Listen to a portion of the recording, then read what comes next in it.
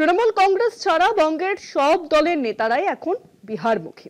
বিহার ভোটে তৃণমূলের কোনো প্রার্থী নেই, তাই বিহার যাওয়ার কোনো ব্যাপারই নেই। ভোট প্রচারে সাধারণত মিছিল মিটিংই করবেন বাংলার সব দলের নেতারা। তবে রাজ্য বিজেপি নেতারা এখনো কিন্তু ডোটা নাই। দিল্লি থেকে কোনো নির্দেশ এখনো আসেনি। এমনিতেই বিজেপির তারকা প্রচারক তালিকায় বাংলার কোনো নেতার নাম নেই। এদিকে সিপিএম এর মোহাম্মদ সেলিম যাচ্ছেন সভা করতে বিহারে।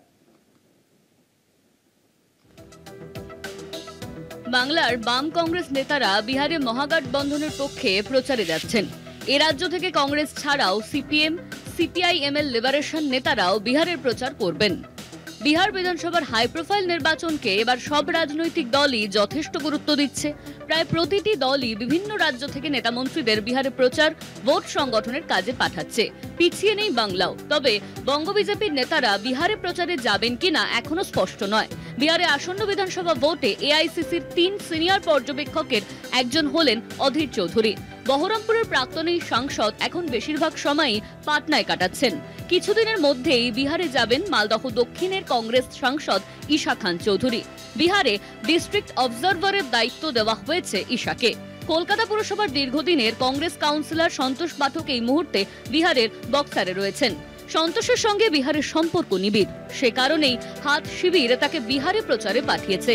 বঙ্গ বিজেপি সূত্রে জানা গিয়েছে, বিহারের বাঙালি প্রভাবিত এলাকাগুলিতে প্রচারের কাজ করতে পশ্চিমবঙ্গ থেকে কিছু নেতা কর্মীকে বিহারে পাঠানো হয়েছে।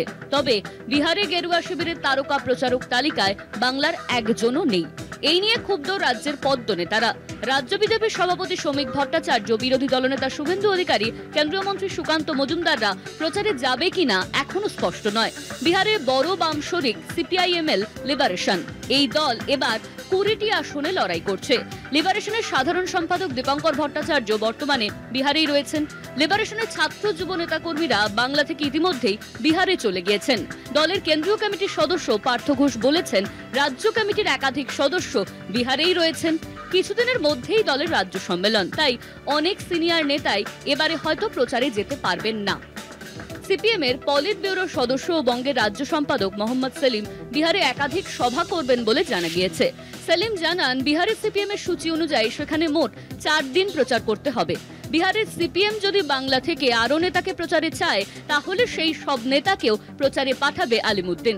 বিহারে মহাগঠবন্ধনের শরিক সিপিএম এবার 4টি আসনে প্রতিদ্বন্দ্বিতা করেছে। গত বিধানসভা নির্বাচনেও সিপিএম 4টি আসনে লড়াই করে 2টি আসনে জয়ী হয়েছিল। দলের 2 বর্তমান বিধায়ক সত্যেন্দু যাদব এবং অজয় কুমার এবারেও প্রার্থী হয়েছেন। কলকাতা টিভি।